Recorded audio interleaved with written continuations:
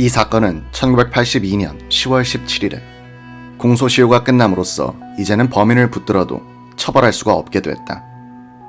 경찰과 검찰과 법원과 언론이 고문과 조작과 오판과 오보로서 무고한 사람들을 고생시키는 틈을 타서 범인은 면죄부를 받고 만 것이다.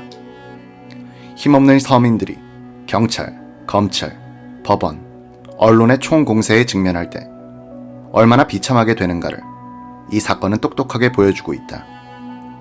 제도의 범죄는 처벌되지 않고 개인의 피해는 회복될 수 없음을 고문 후유증으로 40대에 요절한 김기철 씨는 폐인이 된 그의 몸과 정신으로 입증하였다.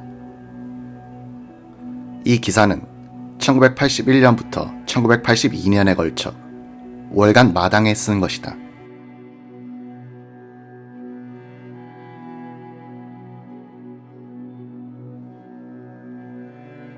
김금식 씨는 1968년 5월 9일에 검찰 진술조서에서 자신이 1967년 10월 16일에 대구교도소를 만기 출소하여 그 다음날 범행을 저질렀다고 말했다.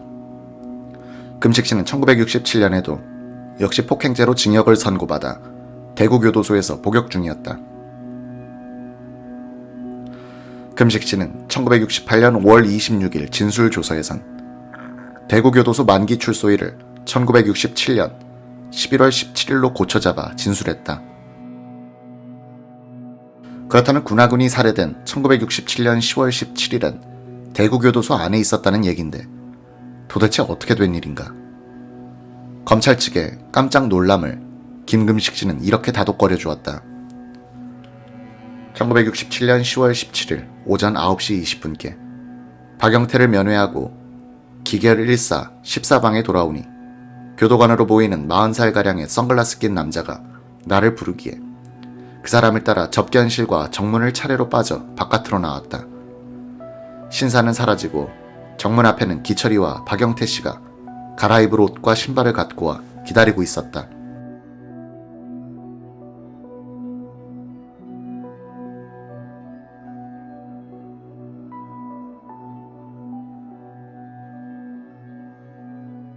우리 세 사람은 오후 완행열차로 부산으로 내려와서 부산진역에서 정대범과 합류, 그날 밤 범행을 저지르고 나는 다음날 오전 8시에 다시 대구교도소로 돌아왔다. 이것은 기막힌 얘기였다. 국가가 보장하는 알리바이를 얻기 위해 범인 일당이 김금식 씨를 범행 당일 하루만 교도소에서 빼내 사용했다는 그의 진술을 검사들이 정말 믿었는지 안 믿었는지 알 수 없으나 이 진술에 따라 곧바로 대구교도소로 그들은 손을 뻗쳤다. 1968년 5월 25일 오전 11시쯤 나는 근무 중에 소장에게 불려갔다. 검찰청에 갔다가 와야겠다고 하기에 열차편으로 부산에 도착, 부산지검으로 곧장 갔다. 검사는 나에게 선글라스를 끼고 따라오라고 했다. 검사는 어떤 사나이에게 나를 가리키며 이 사람이 맞느냐고 물었다. 그 사람은 맞다고 했다. 이어 검사가 김금식을 출소시킬 때 간첩사건에 박영태와 관련되어 있는 것을 알았는가라고 물어 나는 간첩사건 때문에 끌려온 것으로 알았다. 너는 자손대대로 누명을 벗을 수 없다.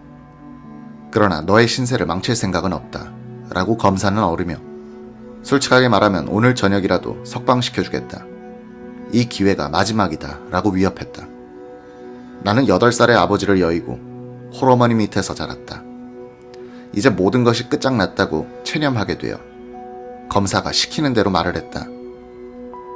간첩을 내어줬으면 돈을 안 받고 내어줄 리가 없는데 라고 검사가 말하기에 나는 이때부터 정신을 잃고 10,000원을 받기로 약속했으나 현금은 받지 못했다고 말해버렸다.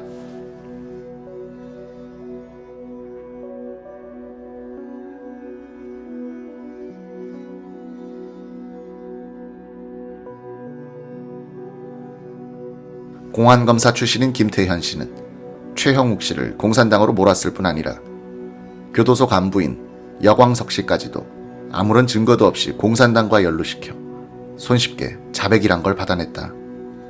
여 씨는 교도소에 근무했으므로 한번 공산당으로 낙인되면 어떤 신세가 되는지 너무나 잘 알고 있었고 김 검사는 그것을 약점으로 이용한 듯하다.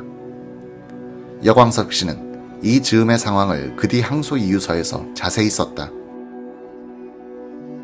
그날부터 너는 박영태라는 대남 간첩과 접선하여 대구교도소에 수감 중인 김금식을 불법 출소시킨 자이니 너는 공산당과 접선하여 활약하는 간첩임이 틀림없다고 하여 그날부터 갖은 협박으로서 취조당한 것입니다.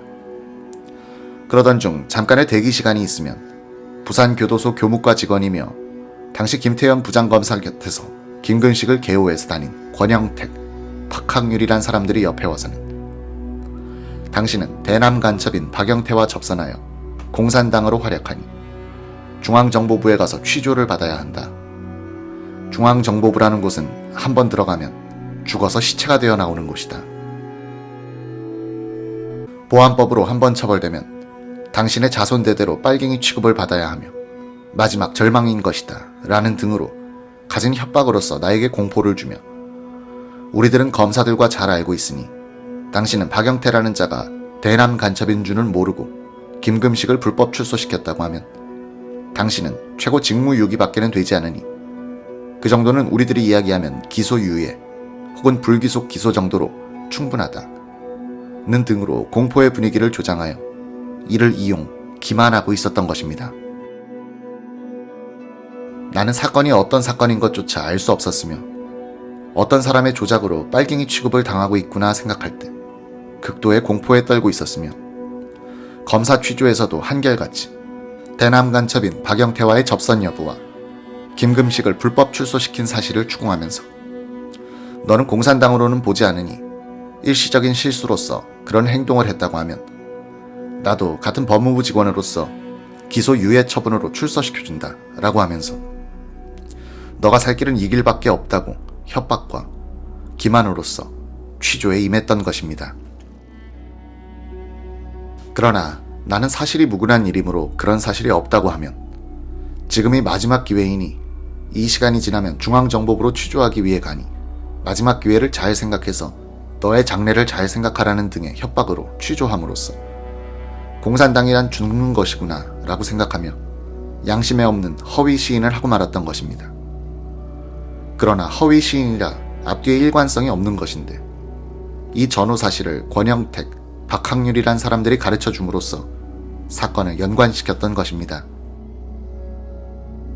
그리고 며칠 뒤 부산교도소 보안과장님실에서 증거 보전 신청을 하게 됐을 시 본 피고인이 사건 자체를 부인하니 검찰 측에서는 너는 대학 시절에도 공산주의 서적을 많이 탐독하여 사상적으로 의심스러운 자이니 기소유예의 처분이나 집행유예의 처분을 받을 수 없게 공산당으로 처벌한다는 등으로 판사님 앞에서까지도 협박으로 나왔던 것입니다. 이러한 협박적인 공포 분위기 속에서 본 피고인의 심정은 앞으로야 어떻게 되든 단 몇 분이라도 이곳을 떠나고 싶은 마음뿐인 것이었습니다. 그리하여 검찰에서와 같이 양심에 없는 허위 시인을 하였던 것입니다. 여교도에 이어 교도부 이석연 씨도 간수자 도주 원조 혐의로 구속됐다. 김금식 씨의 각본은 이제 6사람의 배우들을 만들어냈다. 남은 것은 이들에게 어떤 역할을 나눠주는가 하는 문제였다.